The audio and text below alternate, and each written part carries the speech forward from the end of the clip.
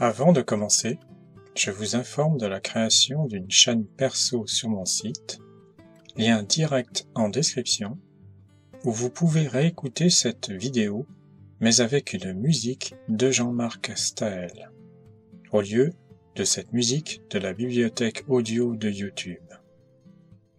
Sachez que j'y publierai des vidéos avec quelques jours d'avance. Bienvenue sur cette nouvelle chaîne, venez la découvrir dès maintenant.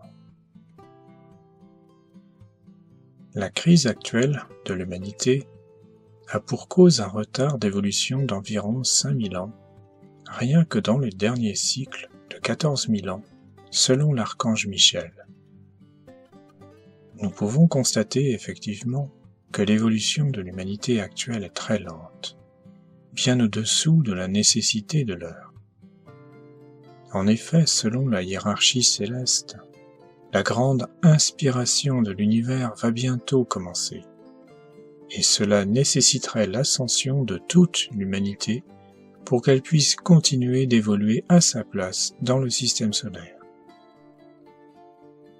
Comme nous le faisons pour le service de transmission de la flamme que je vous ai proposé récemment, l'univers entier respire au carré, c'est-à-dire avec une pause entre chaque inspiration et expiration, mais bien plus lentement. L'expiration a généré les galaxies, les soleils et les planètes. Ensuite, les différentes formes de vie installées, créées, ont eu tout le long temps de pause pour évoluer et finalement s'ascensionner.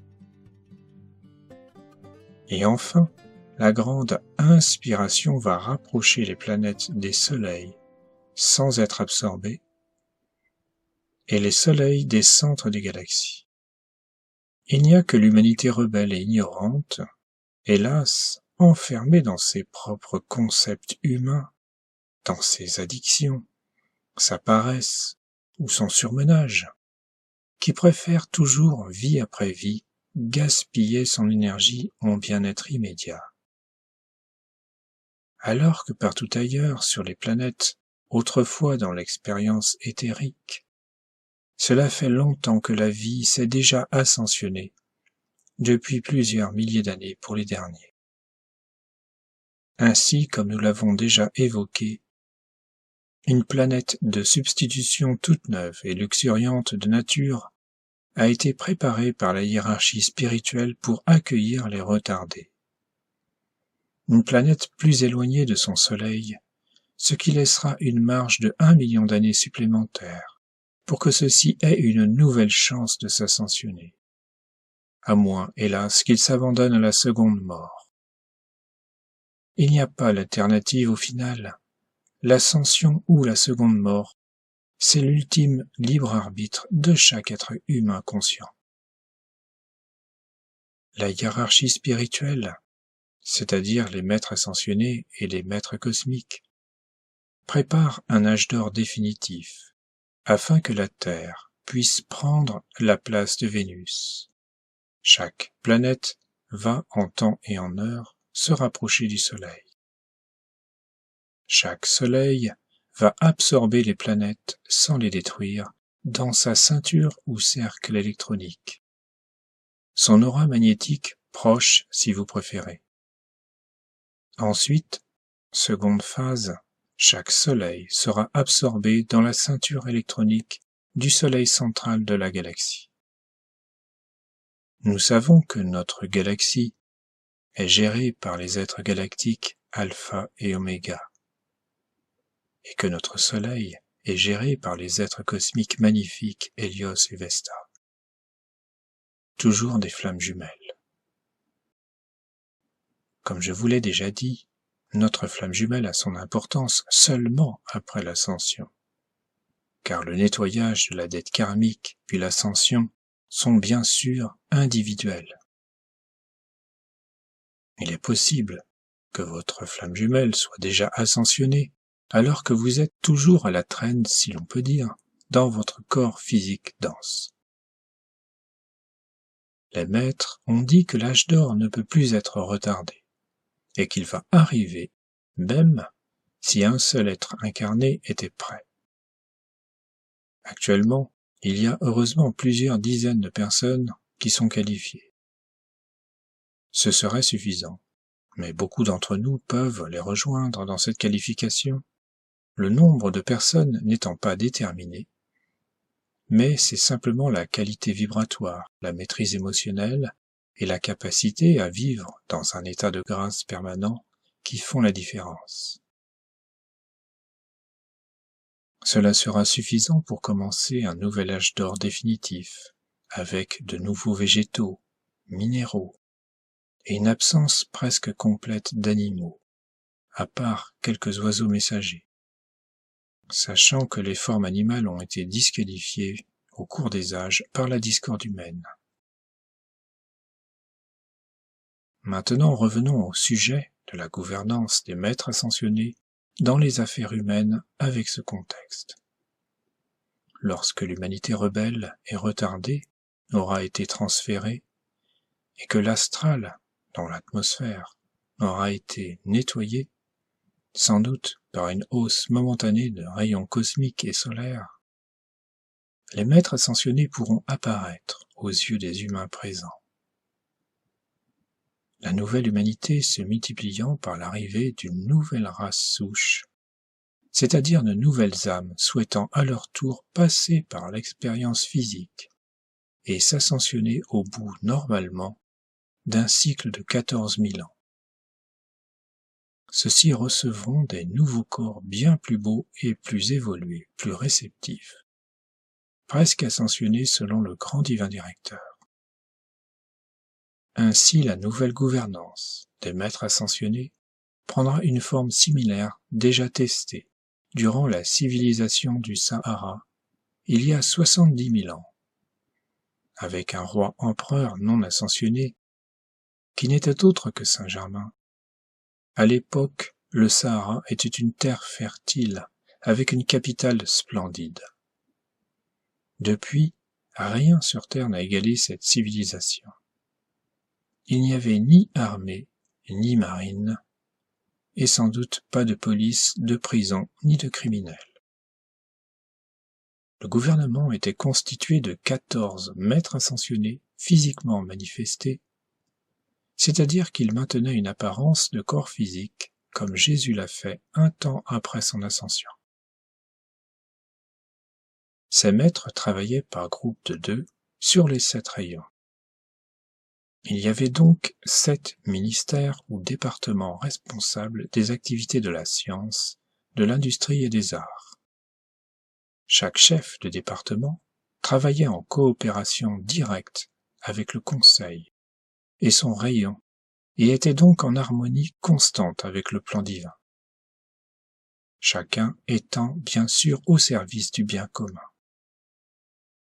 Ces rares informations proviennent directement des maîtres par la messagère désignée Géraldine Innocente, elle-même ascensionnée en 1961, et ancien oracle de Delphes. Par contre, nous ne pouvons pas prendre pour référence la civilisation de Poséidon, qui est souvent confondue avec celle de l'Atlantide. L'île de Poséidon a connu son apogée entre 12 000 et 10 000 ans avant Jésus-Christ, et a disparu dans la catastrophe, qui se produisit donc vers 10 000 ans avant Jésus-Christ, tandis que l'Atlantide s'est enfoncée sous l'océan bien avant, il y a 80 000 ans, laissant seulement émerger donc l'île de Poséidon. L'Atlantide a connu des périodes très élevées, mais aussi des périodes très basses, où la prêtrise s'était ralliée progressivement au côté obscur, ce qui avait provoqué la submersion finale. À l'époque de Poséidon, une nouvelle tentative fut faite pour établir une nation de maîtres ascensionnés dans l'une des provinces, où les habitants avaient la capacité de précipiter nourriture et vêtements. La flamme triple et aussi la flamme violette étaient visibles à tous. À la fin d'une vie, le corps inerte était placé dans la flamme violette et disparaissait instantanément. Le progrès technique était très avancé. Il y avait des lignes aériennes pour le monde entier, des dirigeables rapides pouvant porter des charges et propulsés par de l'énergie électrique captée directement dans l'atmosphère, donc énergie propre et inépuisable. Cependant, l'on ne peut pas prendre l'île de Poséidon comme référence, car à cette époque les 10 royaumes qui la composaient avaient instauré un service militaire, une marine et une armée importantes. Il y avait des tribunaux pour juger les mauvaises actions, signe qu'une partie de la population était gagnée par des énergies humaines. De plus, au bout d'un temps, les rois eux-mêmes furent gagnés par la misère humaine, qui cependant continuait à apparaître glorieux et dans l'abondance, alors que leur nature devenait basse et indigne. Ainsi, la période de Poséidon ne peut pas être prise en compte, seulement les civilisations antérieures à 70 000 ans, comme celle du Sahara, ou dans les périodes lointaines de l'apogée du continent Atlante. Il faut remonter à 500 000 ans. Il y a eu aussi de belles tentatives avec l'empire Mérou, puis l'empire Inca. Cependant, les masses incarnées durant ces civilisations n'étaient pas très évoluées et nécessitaient la présence d'une justice et d'une armée. Cependant, la civilisation Inca connut une apogée, avec l'assistance des maîtres ascensionnés.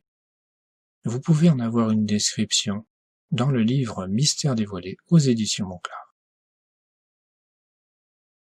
En conclusion, imaginez une gouvernance divine, où il n'y a donc ni police, ni armée, ni tribunaux, ni prison, où l'énergie est gratuite et abondante, où les cités sont magnifiques, blanches, lumineuses et non polluées, des véhicules silencieux par l'énergie propre et gratuite, cela dans de larges avenues, entourés de parcs, où les habitants sont intimement reliés à leur divinité et vivent tous, sans exception, en état de grâce permanent, dans la joie, la créativité, l'abondance, l'harmonie entre tous, sachant que chacun sert un rayon particulier.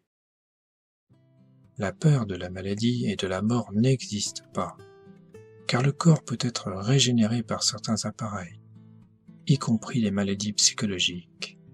Et en fin de vie, soit l'ascension est possible, soit c'est un temps de repos dans le corps éthérique avant de revenir avec le souvenir de l'ancienne incorporation. Cela a bien sûr existé à plusieurs reprises sur Terre et cela va revenir, car c'est la condition pour que la Terre se rapproche du Soleil. Ainsi, mettons le moins possible notre attention sur ce qui est en train de se jouer actuellement sur Terre. Cela sinon pourrait retarder notre plan divin personnel. Notre plan divin personnel est tout simplement de rester dans un état de grâce, de respect et d'amour permanent. Et bien sûr, il ne nous est pas possible d'accepter tout ce qui peut porter atteinte à notre bien-être physique, émotionnel et mental. Ces forces obscures n'ont aucun pouvoir véritable. Mais aimons nos ennemis car dans leur profond endormissement spirituel, ils ne savent pas ce qu'ils font. Ils se croient temporairement les maîtres de l'humanité. Leur chute sera d'autant plus rapide. C'est ainsi que vous pouvez montrer à la vie qui pénètre tout, que vous pouvez montrer à votre présence que vous êtes un être de lumière en devenir, et un ou une candidate au grand changement annoncé. Peu importe ce que décidera notre présence, vivons chaque jour en union avec la paix, l'harmonie et l'amour, en étudiant pas à pas l'enseignement originel qui est le mode d'emploi pour réussir, et restons proches de la nature pour garder un équilibre. André Riviera pour contemplativeart.com